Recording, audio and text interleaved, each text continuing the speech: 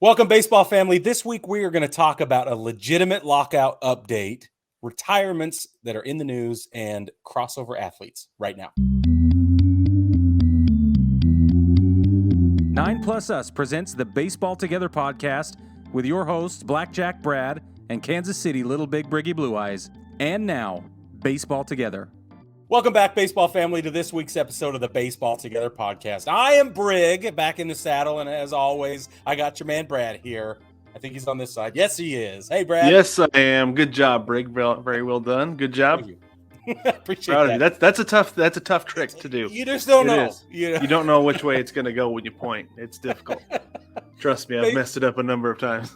As have I. Baseball family, we're excited to bring you some news. We got a bunch of news this week. First and foremost, we have got to talk about the lockout, right? The negotiations are ongoing, and right now things continue to look perilous and a little bit sad. Even though it's a legitimate update we have for you, we are not terribly excited about it. The MLB and the Players Association met a couple of days ago, and basically it didn't go well. Lots of proposals back and forth, lots of discussion of service time, lots of discussion of pay, and basically nobody wants to agree to the other group's terms. Right, Brad? Doesn't that summarize it? That sums it up right there. Let's move on. No, Okay. it's exactly how it goes, and that's exactly how it's been. We knew that's what it was going to be like, and that's why we were at least I was a little stressed out when nothing was going on in December, because these two sides don't like each other. They really don't want to meet in the middle. Like, it's going to be tough seeing which side budges first, because that's what it's going to take. Somebody's going to have to give up a little bit more, but neither side wants to. But what went on with this meeting last week was the owners came to the table finally, and they said, this is what we have. And they understand the players' complaint with service time manipulation. Even if the owners and the teams don't want to admit that it's going on, I'm sure that they're willing to admit that it sure looks like it's going on. Right. And they admit that it's a bad look, even though they don't want to admit to having participated. Exactly. So what they did was they brought this I guess, proposition to the table that teams would be rewarded for bringing guys up. So if you have a top 150 prospect who you bring up, and he spends the entire season with the team, and he ends up finishing top 5 in Rookie of the Year, Cy Young, MVP, any of those, the team is given a draft pick. Now, my first thought was, that's a pretty good little carrot, right, for a team? Yeah, because these teams love their draft picks, because that means that's a cheap player, right? Yep.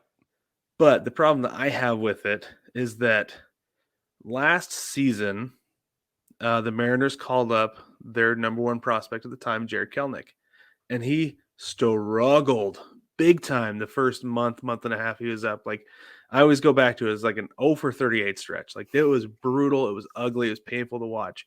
Now, if the Mariners had been incentivized to keep him up rather than send him down, give him a chance to get his mind right and kind of regroup, we could have seen 0 for 50, 0 for 60, 0 for 70, because things weren't going to turn around anytime soon. Yeah. Right. So him going down was actually beneficial for him, and he played a huge role in the success the Mariners had in September. That's right. Everything seemed to click for him down here in Phoenix. He drove in the winning run in an extra inning game against the Diamondbacks, and from then on out, he had a very good month. Finished the season very strong. And I'm convinced that wouldn't have happened if he hadn't gone back down to AAA. Teams being incentivized to keep guys up and not send them down, or not like delay their promotion because of a draft pick. Like, I don't know that would necessarily bode well for everybody. Another Mariner is Mike Zunino. Probably could have spent one more year in the minor leagues and would have been an all-star. He's an all-star this last year, but he's a 4A all-star is what he is. Yeah, he's not a big league all-star. Right. But he could have been a big league all-star if he'd had more time to develop. Here's my thing. They want these top 100 players to be on the opening day roster.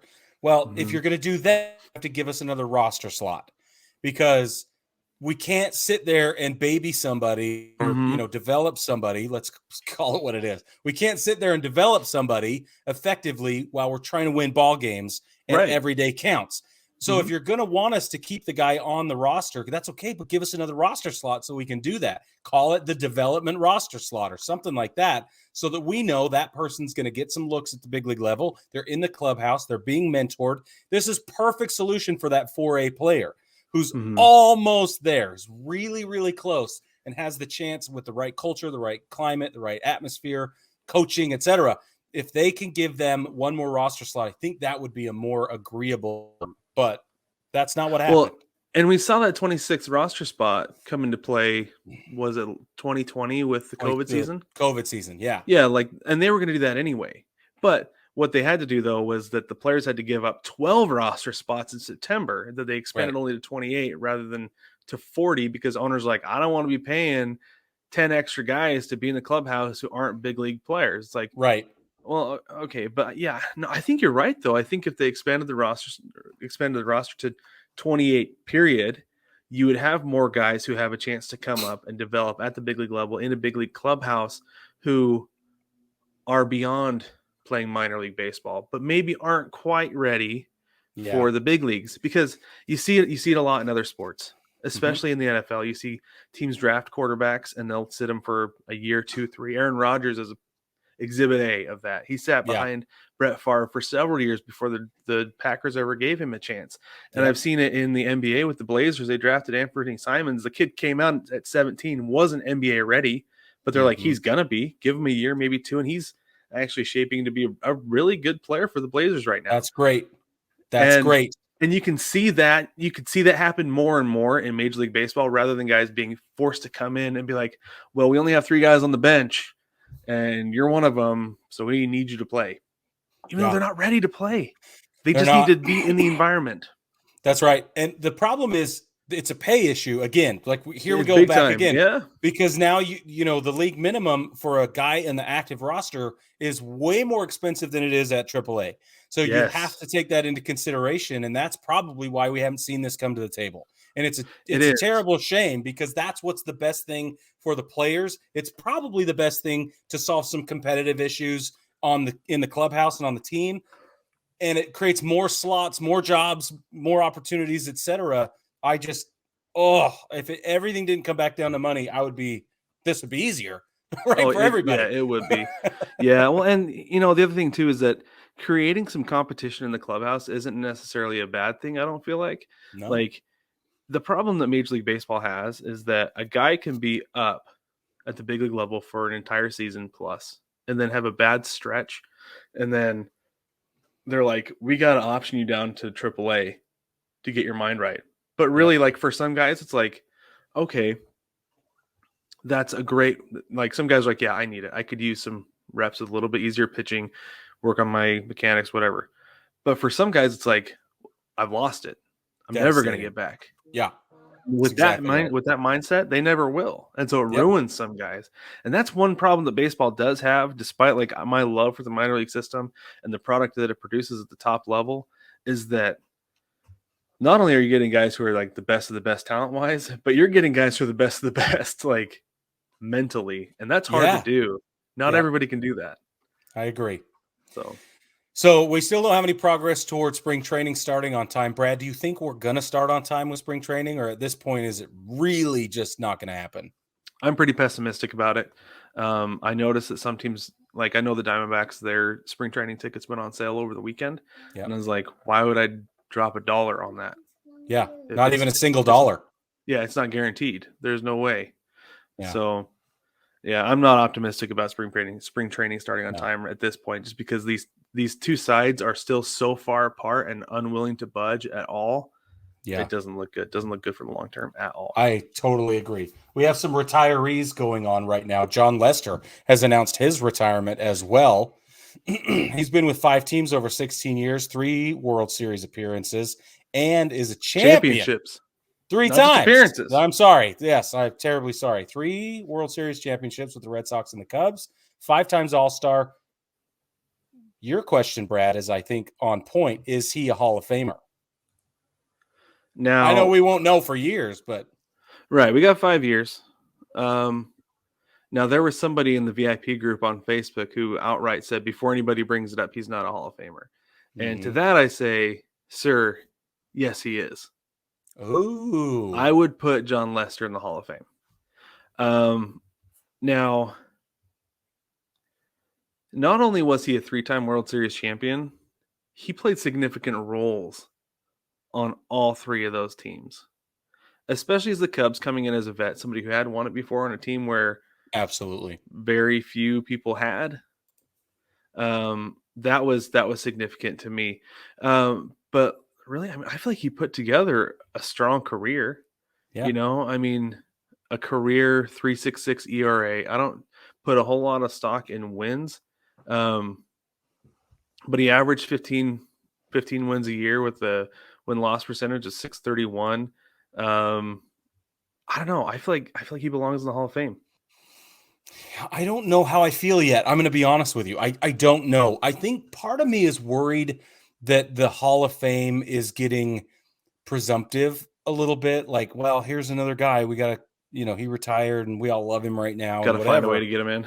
Yeah. And that really bothers me. But he does tell part of the story of baseball in this current era, right? So we, to your point about the Hall of Fame being a museum, I think that justifies his admittance at some level. Now but if we look at the Hall of Fame as the greatest of all time and this shrine to the best of the best of the best, then I don't know. So I have to kick that around some more before I definitively say, and I'm not just being politically correct. I really just am conflicted. Mm-hmm. Yeah, and I understand it. So if you look at Baseball Reference has some Hall of Fame statistics that they use to kind of compare guys with other Hall of Famers. And his career WAR was 44.2. The average career WAR for a pitcher is 73 in the Hall of Fame. Right. He had a 7-year peak with a WAR of 34.6. Average for a Hall of Fame pitcher with a 7-year peak is 49.8. So he's a little low. His WAR per 162 is 3.3 compared to 4.5. He's definitely not a guy who you're going to be like, yeah, absolutely. Like he's a unanimous Hall of Famer. But I could see him getting 76% of the votes because, like I said, the significant role that he did play on those teams and the guy who he was that those teams needed those years to win the World Series. I think that's one of the things that puts him over the top and gets him in. I agree. And he was a nice guy, right? It's not like he was popping on picking fights in the dugout. And that's exactly what I was just like say. Kurt Schilling. So everybody likes him. Yeah. Yes, I totally agree. I just think that's part of the problem we're running into is that everybody likes him. And so maybe, he comes in the culture club. Maybe the culture club is what lets him in, and that makes sense to me. It makes a lot of sense. As far as like sheer performance, I just don't know yet. Yeah. Good thing they do compare him to Roy Halladay, who is in. Yeah. Justin Verlander. Expected. Zach Greinke, who, maybe. Yeah. But I don't know. Interesting. He's up there. He's like I said, it'll probably be close and it might not be the first year, but I think he gets in. Okay. All right. Well, let's move on to another one. Francisco Liriano has announced his retirement as well. 6 teams over 14 years. He last played in 2019. 69 games he pitched with the Pirates. He was part of the Astros 2017 World Series run. Let's call it a run. And he was an all-star in 2006. He's not getting into the Hall of Fame. I don't know why. No, he might get into the Hall of Solid. But not the Hall of Fame. That's for sure. But no, I mean, he was solid career though. It was a solid career, and I feel like he's one of those guys who I recognized the name as soon as I saw that he was retiring. He wasn't somebody who I was like, Francisco, who? It's fun to say, but I can't. Francisco. But no, he put together a solid career. Nothing to snub your nose at. I think he should be proud of the career that he put together. I think he did a great job. I agree. Now let's go to my favorite announcement of this. We're talking Melky Cabrera has announced his retirement. 15-year career, 7 teams. Last played in 2019, 133 games with the Pirates as well. Part of the 2009 World Series Yankees team, one-time All-Star 2012. Yeah, another Hall of Solid guy, I feel like. Exactly. He's not going to the Hall of Fame. Yeah. But no, and another, like I said, solid career. Yep. Absolutely solid. Something to be proud of, and good for those guys. I don't know that it's necessarily going out on their own terms because they both last played in 2019. They probably sat out 2020 and then just didn't really hop on with anybody in 2021. And that may have been they may have been debating whether they wanted to play or not, waiting for the right situation to pop up. But yeah, and it didn't, obviously. Yeah, I wonder if let's the move Pirates, on. I wonder if losing with the Pirates though played a significant role in them being like, I can't do it anymore. It's right. It's not fun. It's not fun. Why are the Pirates so bad, Brad? Why are they perennially terrible? Because they develop players and then they sell them off. The Mariners did it for a long time. It's not the way to win because they're like, we got to get prospects. And then they just trade away once their prospects are ready to go. They don't hold on to them because they're trying to flip guys to get 4, but maybe 2 return, and they trade them trying to get 4 more for each. Yeah. It's not Monopoly. It's a never-ending cycle that doesn't ever pay off. Here's the thing, though. If the Pirates were able to be good, okay, same with there's a handful of other teams that come to mind, but if the Pirates, I think particularly, were able to be successful even every 5 or 8 years, we could justify 2 expanding the league, 2 additional teams. It's true. Because they can't, and they're not the only ones that cannot win. The Orioles. Yeah. Right. Then we cannot expand the league, and it makes me so mad. I know. And that is the problem, is that you have teams that don't know how to run things, that it's like, well, if they're that bad, how much worse would they be and other teams be if you added 2 more teams? That is the problem that I have with expansion, is watering down the talent level. But you're exactly right. Okay, so let's international signings. The Cubs signed Adon Hernandez from Panama. We're very excited about that. Do you have anything you want to say about that other than hooray? So I think it's solid. Adon Hernandez kind of got some level of fame, I guess. What was it, 4 years ago in the Little League World Series? Little League World Series. Yeah, so he hit a home run and happened to be David Ross who called the home run, which is pretty cool. I think the Cubs have had an eye on him ever since, because I think he said keep this guy's name in mind. I do have a hard time believing that he's only 16 and was only 12 then, because the dude's huge. He was huge then. He's even bigger now. I'd like to see birth certificate.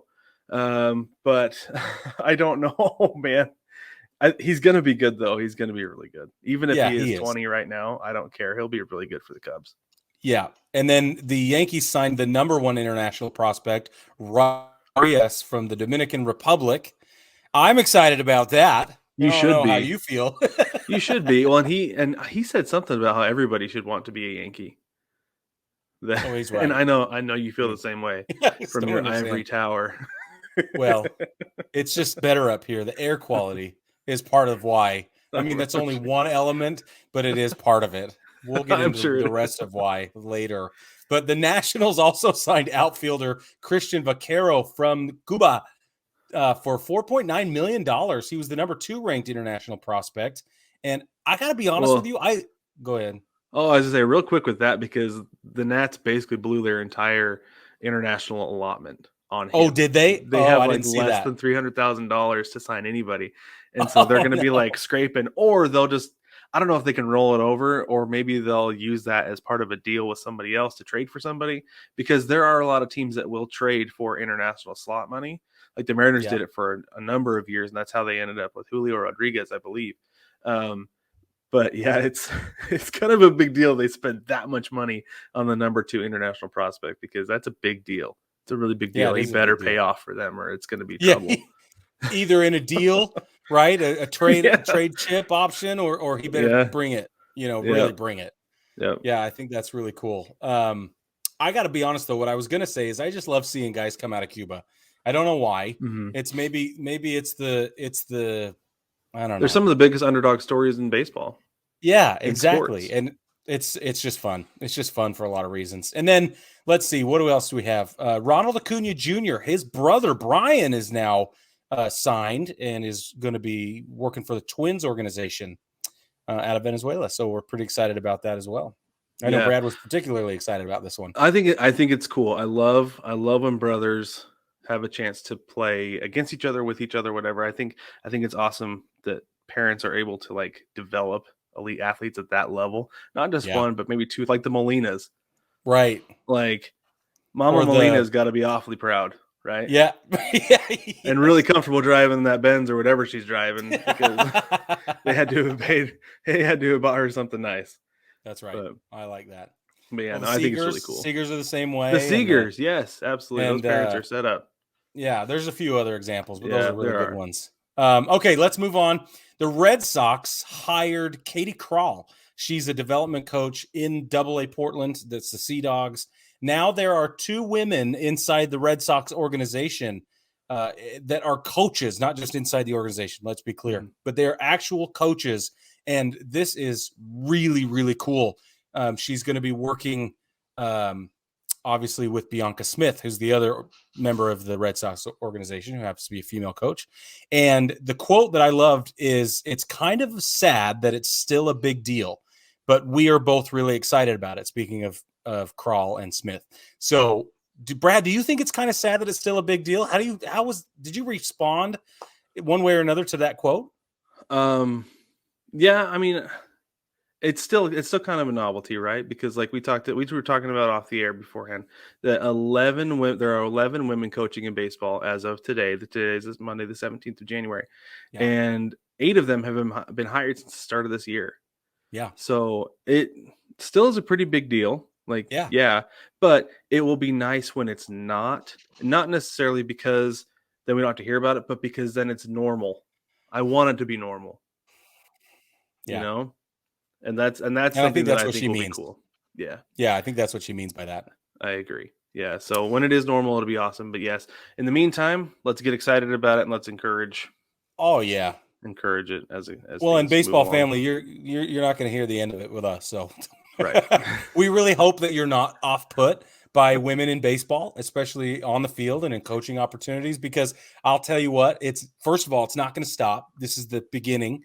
The future is now. And we, Brad and I, and hopefully most of our baseball family, we just could not be more excited about it for lots and lots of reasons. So hopefully you're on board. Hopefully you're excited with us, because this is huge deal type stuff for us. Anyway, and with that, for sure, let's talk about really quick. We have 2 more things. More things.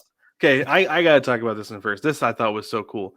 So I saw this. We have 3 things left. Go ahead. Okay, yeah, sorry. So I saw this pop up last week with my news, and Harrison Bader of the St. Louis Cardinals was a substitute teacher for a day at an elementary school teaching PE. School was short-staffed because of COVID, so he was just like, you know what? It's like, I think specifically what he said was these kids needed a little pick-me-up, need a little boost in morale. So he went and he signed up and showed up and was their PE teacher for a day. And I think it's really cool. Thought it was really cool that he was willing to take time out of whatever he's doing, not doing much at this time, doesn't have to get ready for spring training yet. But the fact that he was willing to go show up and be there for those kids when they were possibly not going to have a PE coach. I don't know. I don't know either, but good for him. Good for him. That's got to be like the best job in teaching, though, right? Teaching PE? Yeah, substitute PE teacher. Yeah. Just play dodgeball. Yeah. Coach Bader, you want to play? No, you don't want me to play. Yeah. No. Here's how. No, get your elbow down. Bring your elbow down. Release it up here. Yeah, exactly. This is when you let go of the ball. Teaching everybody how to throw a dodgeball. There you go. That's the way right there. I love it. That's the way. Fantastic. Okay, we've gone on a high note. We're going to go down to a low note. We're going to bring it back up to a high note. But based on our conversation last week about mental health, we thought this was important, and also it's important because it just is. So according to the Tampa Bay Rays, bullpen catcher Jean Ramirez was found deceased in his home a couple of days ago, and we now know that it was a suicide. It was completed suicide. So this is terribly, terribly sad. But I really love the way the family has been responding. They said, according to ESPN.com, the loss of our son has been the most excruciating experience that we have lived. Unfortunately, we sometimes don't see the signs. Struggling in silence is not okay. End quote. So just to reinforce the mental health tone that we took a little bit last week, and again this week, this is further evidence that, if you're struggling, please don't be silent about it. Take take advantage of the opportunities you have to get help and support, because there are people there who love you. And that goes for athletes and anybody else. It doesn't matter who you are. Mm-hmm. So, yeah. And my big takeaway from it is that it doesn't matter what you have. You can still be suffering from mental health, because I've maintained for a long time that a bullpen catcher is the best job in sports. You say that all the time. Yeah. I like hang out in the bullpen with the guys because they're a little nutty out there. It gets a little crazy. Catch some bullpens throughout the day and just chill. Right. Like, I think that's the best job. The guy can have the best job in sports and still be struggling. So no matter what you have, what you don't have, if you're having a hard time, get some help. I absolutely agree. Okay, last thing for our current events segment today. New Era is screwing it up again. What's the deal, man? I don't know. I can't. I literally can't understand what is going on over at New Era. It's like okay. Did they just hire a bunch of hipster designers? Like, is that? Yeah. It's almost like they're on guru.com or Upwork and they like staged a contest and they're like, all right, we don't have the budget to hire designers in-house. So what we're going to do is we're going to outsource this.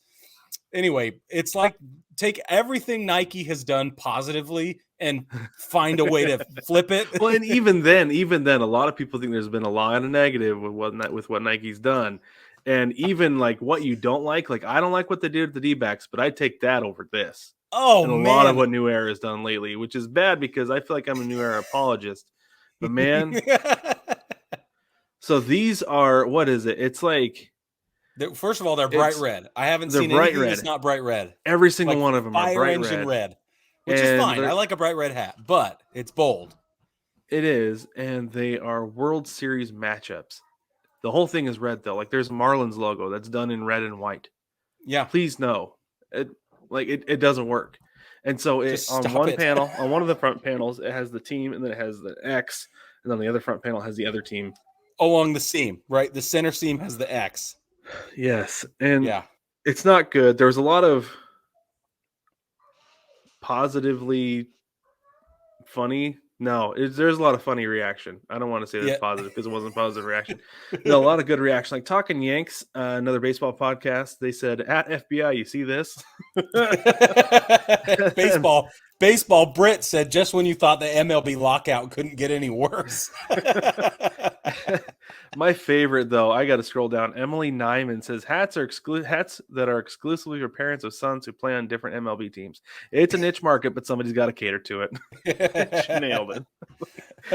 I don't know what they're thinking with these. Like we said, the last few have been pretty bad launches, and this might be the best one. The Rear Admiral did some photoshopping and replaced the team logos with the Players Union and MLB, because that's really what it comes down to these days. And that's what these hats should be. That's right. The summation of 2021 so far in baseball is the players versus the league. That's right. So just to round it out, the World Series logo is on the right patch, right here on the right-hand side of the patch, which they've done in their patch. Well, and I mean, level with me here, Brig. As a fan of the Yankees, would you want a hat commemorating the 01 World Series? No. Or what was that? 03, I think. No, I don't care what it is. Let me commemorate it with the Yankees logo. Why you got to tarnish it with somebody else's? They probably lost anyway. Well, the Marlins are undefeated in the World Series. Let's be clear. So, yes, they are. Yeah, like as a Yankee fan, I don't know why you would want to buy a World Series hat that has both team logos on it that doesn't say World Series champs. Like, right. I don't see any representation of who won. Yeah, you just got to know. And I guess there's some things, if you know, and it's fun that way, but I don't know. These are bad. They look bad. I would never, ever, especially as a Braves fan, for the one for, what was that, 96? Oh, no, I don't know. Anyway, I wouldn't buy a hat if I'm a Braves fan that has a Yankees logo on it. No, wouldn't do it. Don't care. Thank you very much. Well, I will say this. Take a quick break. Real quick. Of the three, I was looking at this. Of the three, the one that I might buy is one that has the Brooklyn Dodgers and the Yankees on it. With the big, fat, old school Yankees logo. Yeah. I agree. Maybe. Yes. Okay. Go ahead. Sorry. And now we will take a break. And when we come back, we are going to discuss crossover athletes. Where have they gone? Why we may or may not ever see them again, and who we think are going to be the best crossover athletes if they were to do that right now. Take me out to the ball game. Take me out to the crowd. Buy me some peanuts and Cracker Jacks. I don't care if I never get back with me. Root, root, root for the home team. If they don't win, it's a shame. For it's 1, 2, 3 strikes, you're out at the old ball game. Shop kids' baseball shirts at 9plusS.com. The None Other Sports Podcast is the home of sports talk for everyone. Every other week, you can catch David and Jason as they talk about all things sports, from current events to classic moments and everything in between. You can find the None Other Sports Podcast on Anchor.fm, Spotify, Apple Podcasts, Stitcher, Podcast Addict, and more. Please don't forget to subscribe, rate, and review.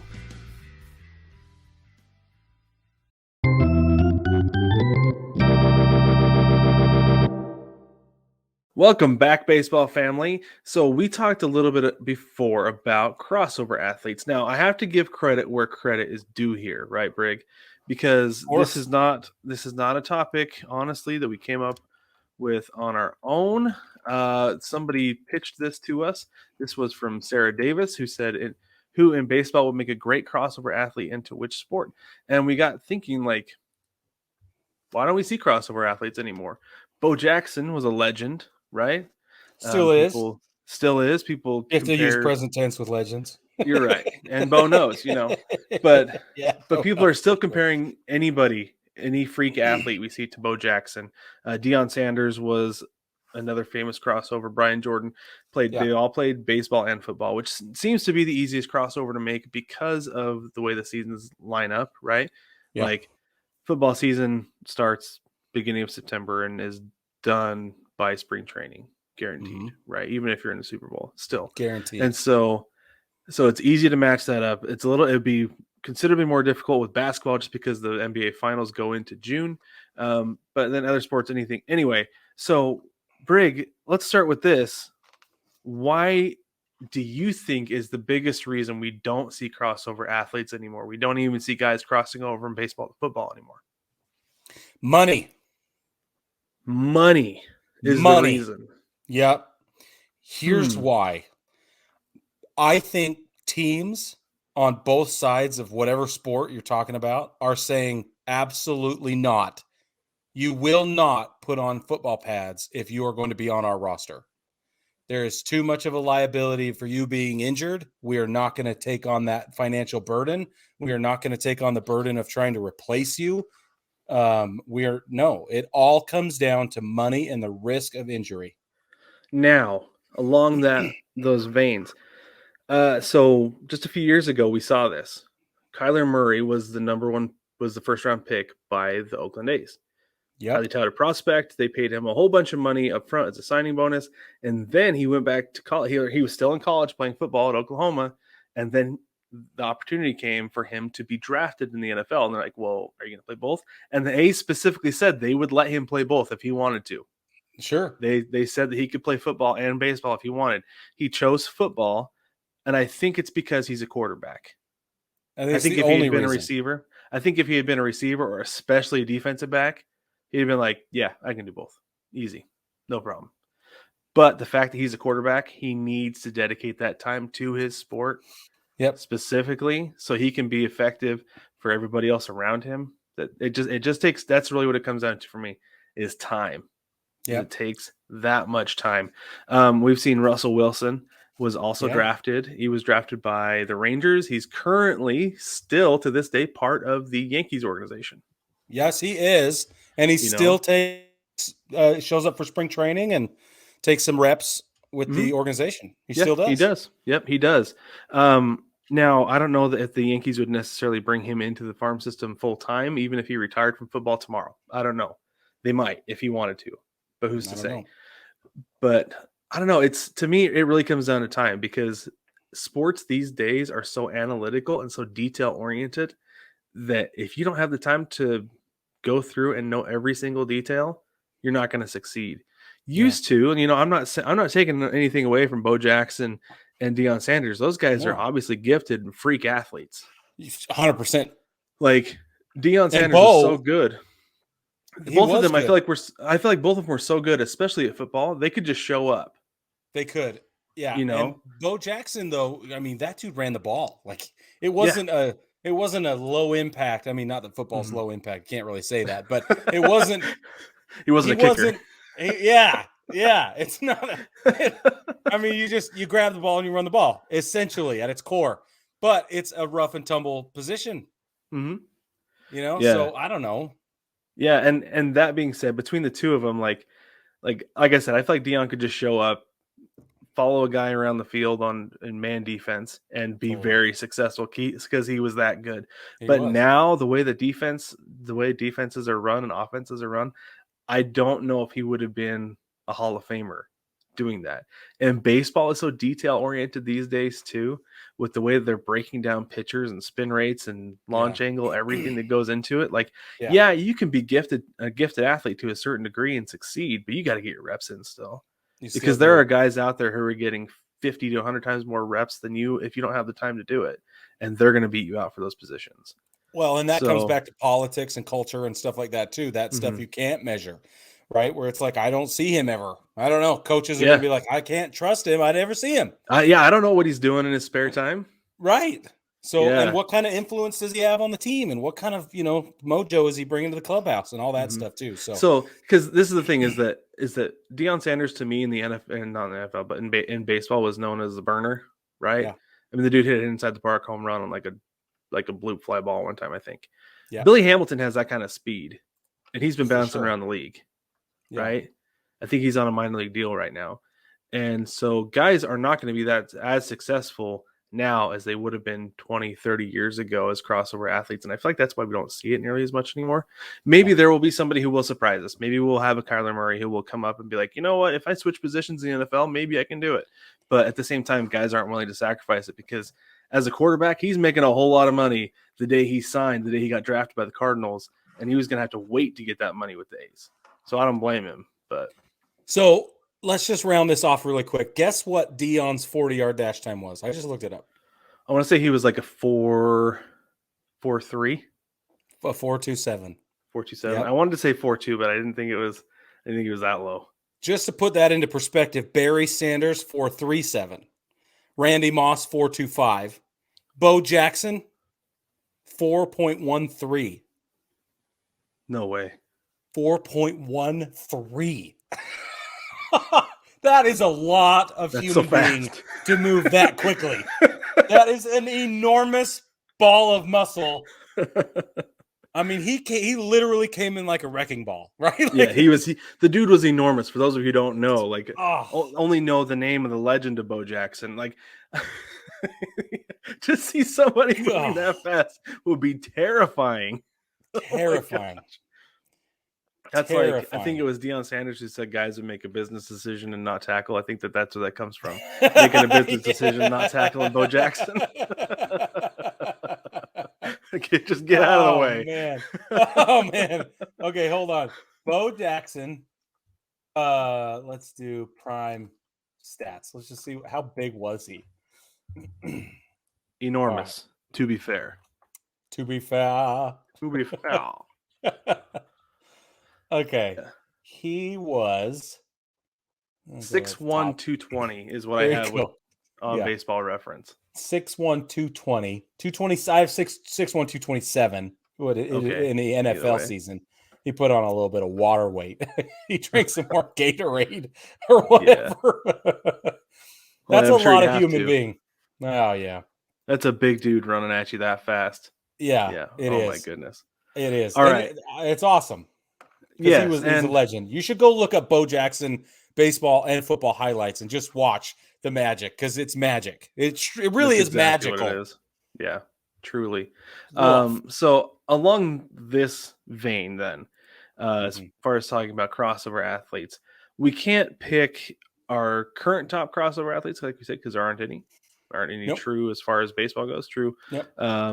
Along the mainstream, I guess, crossover athletes. Sure. But we wanted to pick 3 guys each who we thought would be potentially good crossover athletes. Yeah. So, Brig, why don't you go ahead with your first one? Okay. I want to see Trey Turner sprint. I want to see Trey Turner in a 100-meter dash. And here's why. Okay. Okay. Trey Turner is retaining all of his time and effort and whatever. He's carving it up into more than just being really, really fast, right? He's hitting the ball, he's fielding the ball, he's all this other stuff. And the team dynamics and all the extra stuff. But if he was on the same training regimen as a guy like Usain Bolt, I'll bet you he gives that dude a run for his money. And here's literally, that was a pun firmly intended. Here's why. Here's why.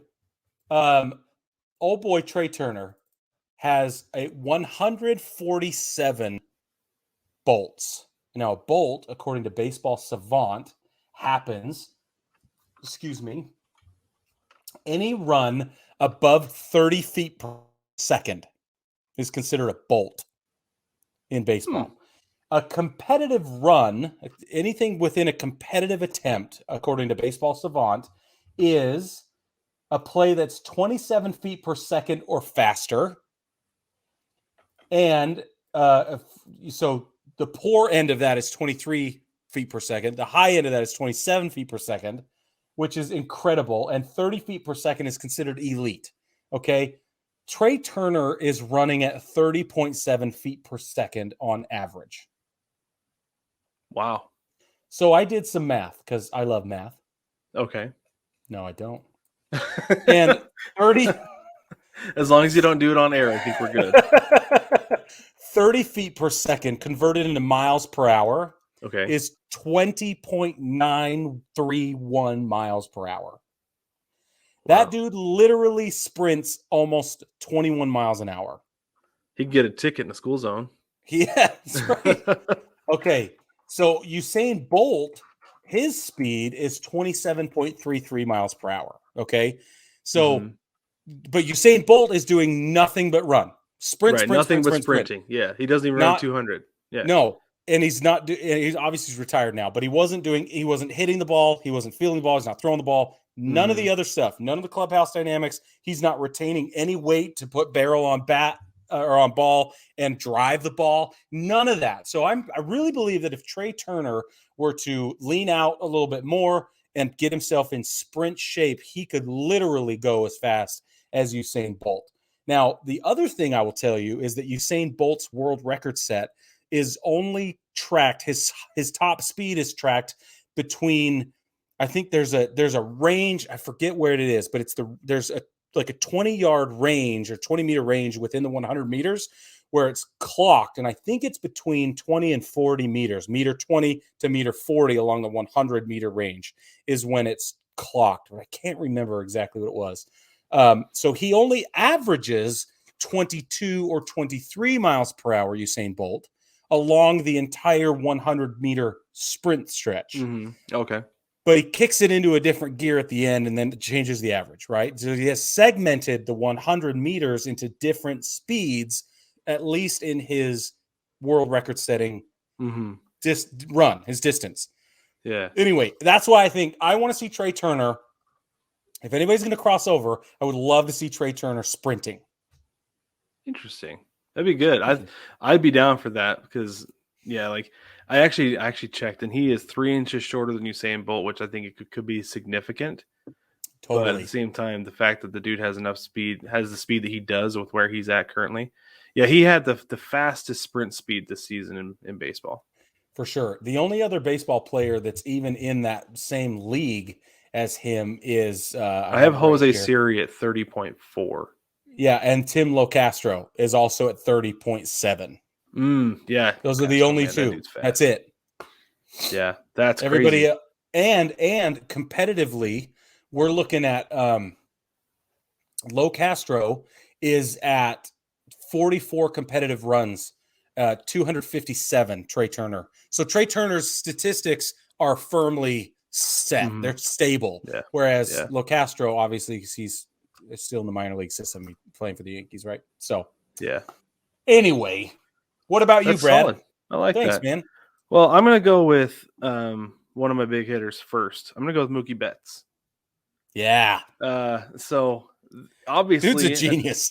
a natural athlete in many aspects. You know, we've seen that he's a pretty good basketball player. He can play other sports as well. And that was one of my first thoughts. Is like, how would Mookie Betts do as a basketball player? First thing I did was I checked how tall he is. He is 5'9". Now, that being said, not all basketball players are as tall as what they're listed on the lineup card. For instance, Trey Burke. I ran into Trey Burke one time. He was listed at 6'1". I am not 6 feet tall. I am 5'10", 3/4 on a good day. I was looking eye to eye with Trey Burke. So he is definitely not 6 foot, maybe 5'11" tops, but he's listed at 6'1".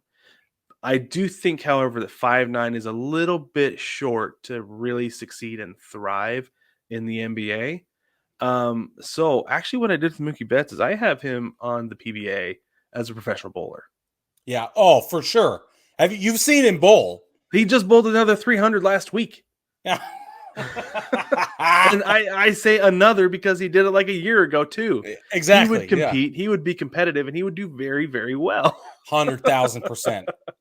100,000%. I think Mookie Betts could moonlight as a professional bowler and never have to spend $1 of his baseball money ever in his life.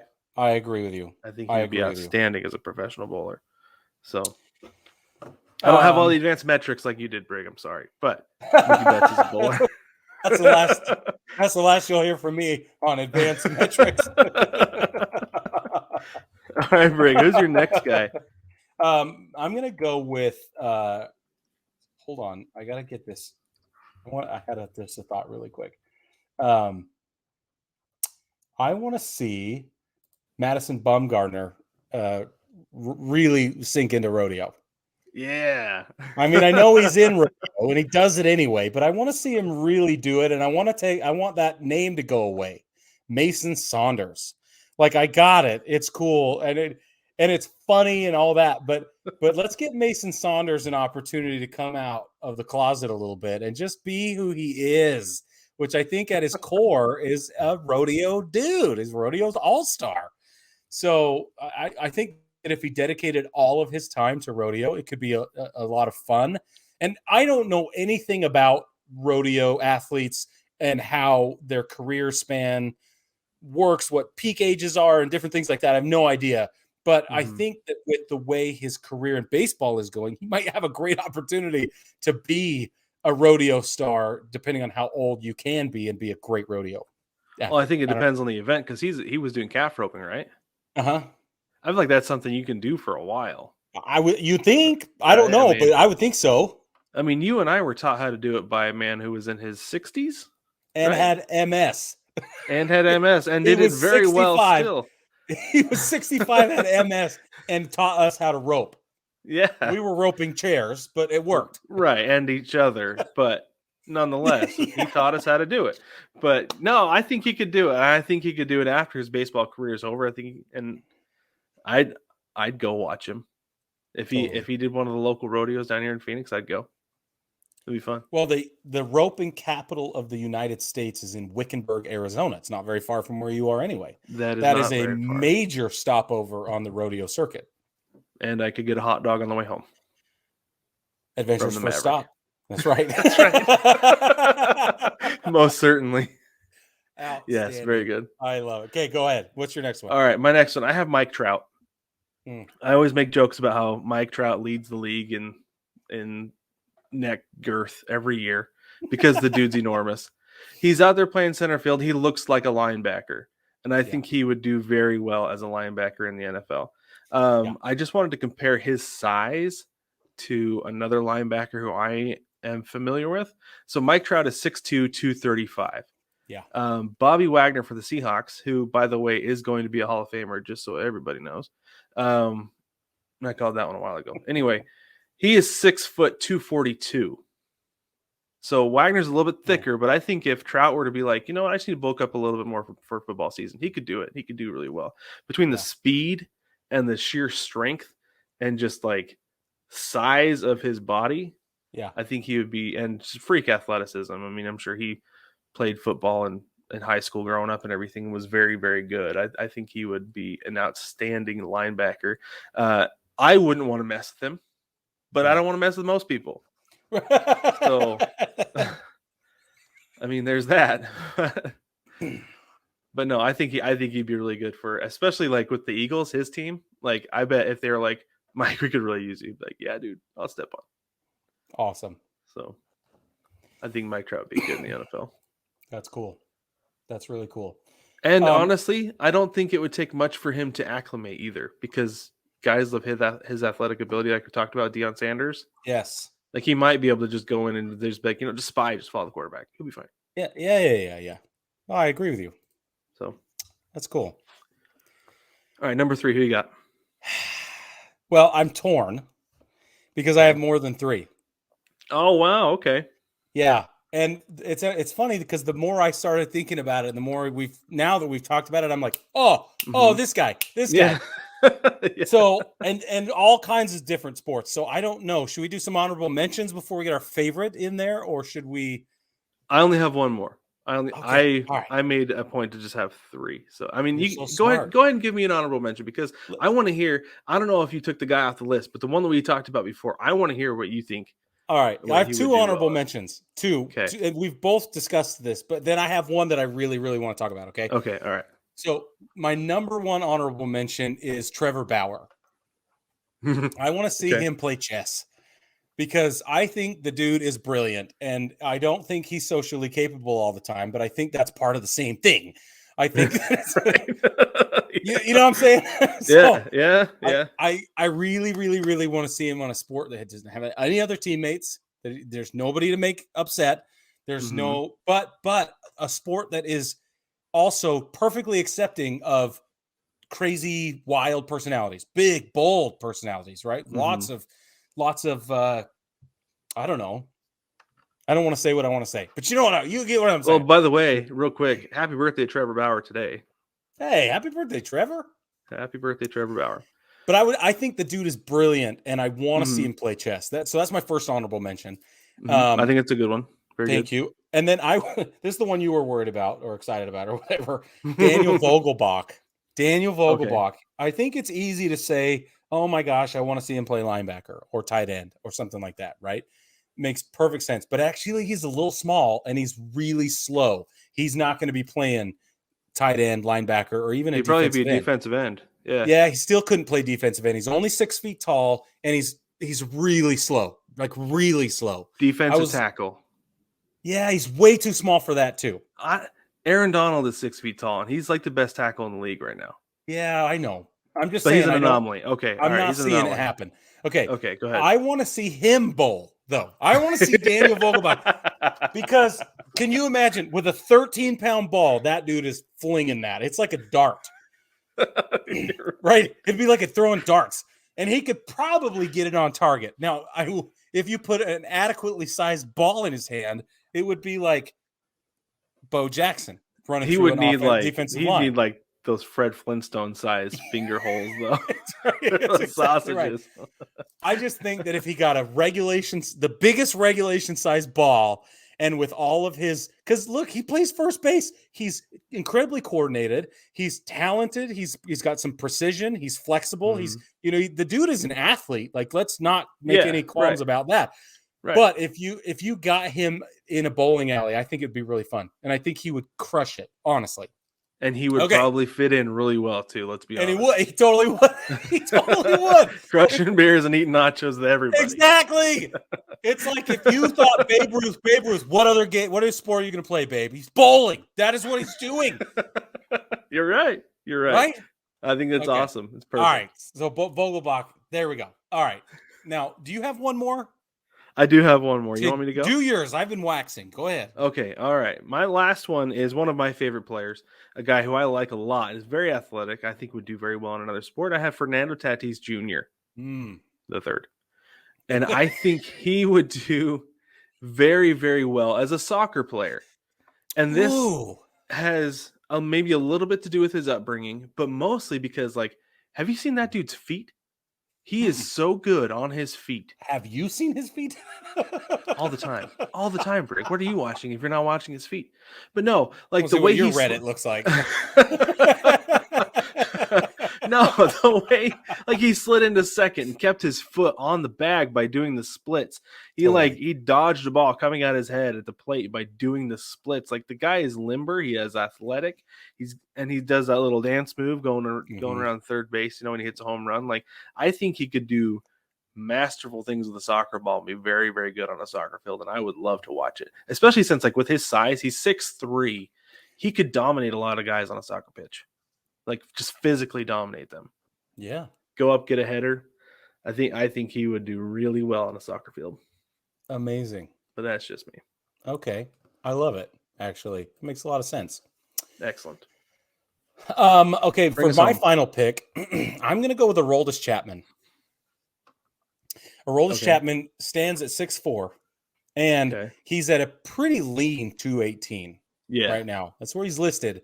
But if you look at his previous offseason, especially during the pandemic, his offseason workout routines, have you seen those pictures? Yeah. Boxing. Yep. Mm-hmm. I want to see Aroldis Chapman in the ring. Yep. And I want to see him lean down to, I don't want him as a heavyweight, because heavyweight is 205 or better, right? 205 or bigger. I want to see him just one step down, which I think they call cruiserweight, if I'm not mistaken. He could do pretty. He's a little crazy. It would work. He's just crazy enough. Yeah, I think it would work. Yeah, I think that's good. I like it. Yeah, I want to see him box for real. That would be really cool. I wonder if we could get him in the ring with one of the Paul brothers. Oh, dude. Oh my gosh. Light heavy. I'm sorry. It's light heavyweight. Okay, light heavyweight. There you go. Yeah. Okay. I like it. I think it's good. He's doing the boxing training before, and I feel like it bulked him up a little bit. I don't know how he would trim down though to get into the light heavyweight division. Yeah. But yeah, I don't know. That's solid though. I do have one more. I thought of another one. You would. Good. I was trying to figure out who would be good for this position. This is one that I was trying to fill rather than thinking of the guy first and then matching him to a sport. Okay. I wanted to see who would be a good cricket pitcher. Or bowler. There you go. Good cricket bowler. And the one who I came up with was Aaron Judge. Because and this was my thought process. I didn't want to take an actual like regular pitcher because those guys pitch off the mound. They're stationary. So I wanted to pick a guy who could throw hard on a crow hop because that's how you bowl in cricket. 100%. And I feel like Aaron Judge, he throws like 102 from the outfield on a crow hop. And getting that crow hop in there, he'd be unstoppable as a cricket bowler. Oh, yeah. And imposing with that size. Oh, I want to see, what is the average cricket bowler size? I don't feel like cricket players are generally very big. I don't know. Not as big as he is. I mean, come on. They're all from... No, certainly not as big as he is. Okay. There are no limits on the shape or size of the bat. Actually, that's weird. Okay, never mind. That's not what I wanted. Anyway, no, I feel like he would be an imposing force as a cricket bowler. That's my honorable mention. Agreed, sir. Well done. I absolutely love it. Baseball family, we want to hear from you. Who do you think would be a great crossover athlete? To which sport would they cross over? And could they cross back over and be an effective ball player? Because we didn't talk about that, but I do think that is a factor that needs to be considered. Aroldis Chapman has proven he can do both, at least training. Like to see him get his bell rung a couple of times and then get back on the mound. We might have a problem. I don't know, but boxing is car accidents for fun. So that's pretty cool. Baseball family, we also want to know what you think about the lockout. Is it going to delay spring training? You can comment in the doobly-doo if you're watching on YouTube. You can also leave us a review or with a comment. You can jump on baseballtogether.com, right, Brad? And leave us a voicemail, which is super cool. We love doing that. And don't forget to jump on the shop as well at 9plusus.com. It's NINEPLUSUS.com. 9plusus.com. You can get these sweet hats I wore my perfect hat while I was away all the time and got a lot of compliments on it. It is our best-selling hat, and it's awesome. And then I Speak Fluent Baseball is one of our shirts. Very good. So, yeah. Love it. But don't forget to like, subscribe, rate, and review the podcast. Like Brig said, let us know what you think. Comment on YouTube or drop us a message in the mailbag. That's where the link is on baseballtogether.com. I'm actually, after we're done here, I'm going to put a link to the voicemail on baseballtogether.com. Put it on the side there on the digit and the widgets, whatever they're called. Great idea. And and you can get that there. But also, baseball family, thanks again for joining us. We'll catch you next week.